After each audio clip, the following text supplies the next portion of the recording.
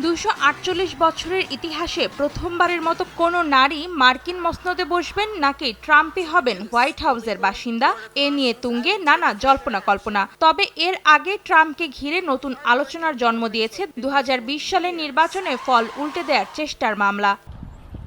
এ আলোচনার সামনে আসে গত 2 দিনে আদালতের বিশেষ কৌঁসুলি জ্যাক স্মিথ ও কংগ্রেসের সাবেক সদস্য লিজ চেনির বক্তব্যে। বৃহস্পতিবার উইসকনসিন অঙ্গরাজ্যে সাবেক ভাইস প্রেসিডেন্ট ও রিপাবলিকান নেতা ডিক চেনির মেয়ে লিজ চেনির সঙ্গে বৈঠক করেন কমলা হ্যারিস। পরে আসন্ন নির্বাচনে ট্রাম্পকে প্রত্যাখ্যান করতে ভোটারদের প্রতি আহ্বান জানান লিজ। অভিযোগ করেন 2020 সালের নির্বাচনের ফল মানতে চাননি ট্রাম্প। এর পরিপ্রেক্ষিতেই ঘটে 2021 সালের 6 জানুয়ারির দাঙ্গা, যাতে সরাসরি ভূমিকা ছিল ট্রাম্পের। I tell you, I have never voted for a Democrat, but this year I am proudly casting my vote for Vice President Kamala Harris.